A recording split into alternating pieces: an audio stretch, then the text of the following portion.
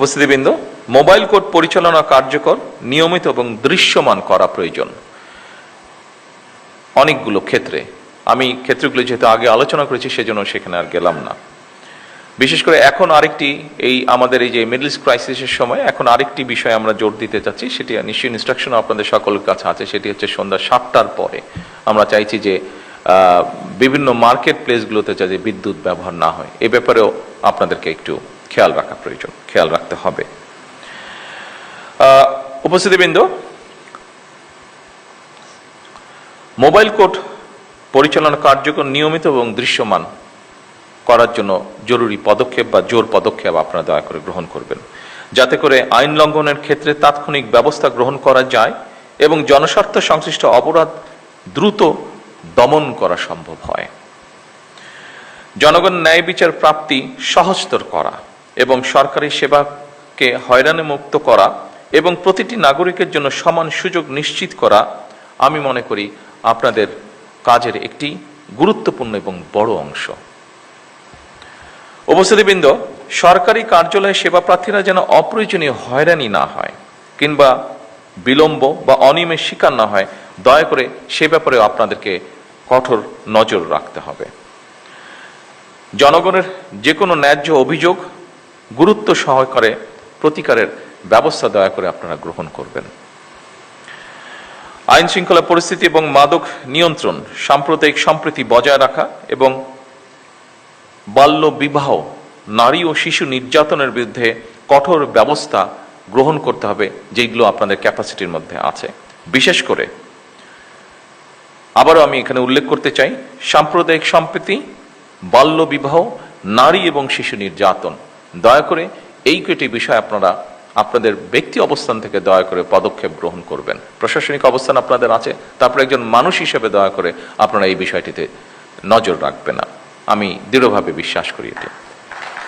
খাদ্যে ভেজালের বিরুদ্ধে কার্যকর ব্যবস্থা গ্রহণ একটি অত্যন্ত জরুরি বিষয়। এই খাবারটি আপনি খাচ্ছেন, আমি খাচ্ছি, আপনার পরিবারের সদস্য আপনার সাথে থাকছে, তারাও খাচ্ছে, কাজেই এটির প্রতি আমাদের নজর রাখা অত্যন্ত প্রয়োজন। এ ব্যাপারে সামাজিক সচেতনতা বৃদ্ধি করা প্রয়োজন। স্থানীয় নেতৃত্বের সঙ্গে সমন্বয় এবং প্রোঅ্যাক্টিভ প্রশাসনিক ব্যবস্থা নিশ্চিত করার মাধ্যমে আমি মনে করি জনপ্রশাসনকে গণমুখী করা গেলে জনগণ সরকারের কার্যক্রমের সুফল থেকে নিশ্চয়ই বঞ্চিত হবে না। সম্মানিত উপস্থিতিবৃন্দ, রাজনৈতিক নেতৃত্বের পাশাপাশি সরকারের যাবতীয় গণমুখী উদ্যোগ বাস্তবায়নের জন্য সরকার জনপ্রশাসনের উপরে নির্ভরশীল।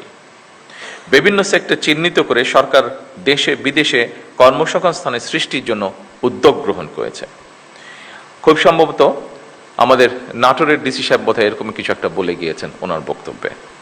তরুণদের দক্ষতা উন্নয়ন, প্রশিক্ষণ, প্রযুক্তি নির্ভর কর্মসংস্থান, উদ্যোক্তা হিসাবে গড়ে তোলার জন্য আমাদের সবাইকেই এগিয়ে আসা প্রয়োজন। খেলাধুলা, সংস্কৃতি কর্মকাণ্ড এবং জনস্বার্থে স্বেচ্ছাসেবামূলক অংশগ্রহণের সুযোগ বৃদ্ধি করা প্রয়োজন। যেমন আপনারা এর ভিতরে একটি কাজ করছেন, সেটি হচ্ছে যে ক্লিনিং এর কাজ আপনারা করছেন আপনাদের স্ব এলাকায়, খাল খননের বিষয়টি আছে, এরকম অনেকগুলো বিষয় আছে। কয়েকটি বিষয় আমি বক্তব্যের বাইরে, আমার যে স্ক্রিপ্ট বক্তব্য আছে এটির বাইরেও আমি চিন্তা করেছি আমি আপনাদের সাথে আলাপ করব। যেমন গতকাল যেরকম একটা অনুষ্ঠান হয়েছে, আপনি যদি আপনাদের এলাকায় শিক্ষা মন্ত্রণালয়, যে দায়িত্বে যারা আছেন, কালচারাল মিনিস্ট্রি যারা আছেন, এদের সাথে কথা বলে যদি আপনারা আপনাদের জেলাগুলোতে, উপজেলাগুলোতে ইউনিয়ন, স্কুল, কলেজের বাচ্চাদের মধ্যে বিভিন্ন রকম কম্পিটিশনগুলো যদি শুরু করতে পারেন, ডিবেট প্রতিযোগিতা হতে পারে, স্পোর্টস হতে পারে। কেন স্পোর্টস সব সময় শীতকাল আসলে হতে হবে? কেন অন্য সময় স্পোর্টস হতে পারবে না? কেন কালচারাল অনুষ্ঠান ওই 26শে মার্চে হতে হবে, 16 ডিসেম্বর হতে হবে, 21শে ফেব্রুয়ারিতে হতে হবে স্কুল পর্যায়ে? কেন এটা হতে হবে? কেন আমরা এটা চেঞ্জ করতে পারবো না? কেন সারা বছর হতে পারবে না? এর বাইরেও আপনারা এখানে আমাদের কৃষি সচিব আছেন, রফিক সাহেব আছেন, রফিকুল ইসলাম, উনি বগুড়ায় ডিসি হিসেবে, জেলা প্রশাসক হিসেবে দায়িত্ব পালন করছেন। সেই সময় আমরা একটা অনুষ্ঠান করেছিলাম। বছরের 2-1টি সময় আমরা শহরের একটা অংশের ভিতরে আমরা বিভিন্ন রকম ফেয়ার করেছিলাম। যেমন ধরেন মহিলারা বিভিন্ন জিনিস অনেকেই ঘরে বসে বানায়, সেটার একটা ডিসপ্লের মতন আমরা করেছিলাম, অর্থাৎ মিনা বাজার সর্ট অফ। কালচারাল অনুষ্ঠান হতে পারে। আমাদের শিল্পকলা একাডেমি আছে, মোটামুটি অনেক জেলাতেই আছে। যেই জেলাগুলোতে নেই সেখানে জেলা পরিষদের বিল্ডিং আছে, সেখানে অডিটোরিয়াম আছে। অর্থাৎ একটা সবসময় সারা বছরই কম বেশি সপ্তাহে যদি একটা অনুষ্ঠানও থাকে, তাহলে মানুষের যাবার জায়গা থাকে।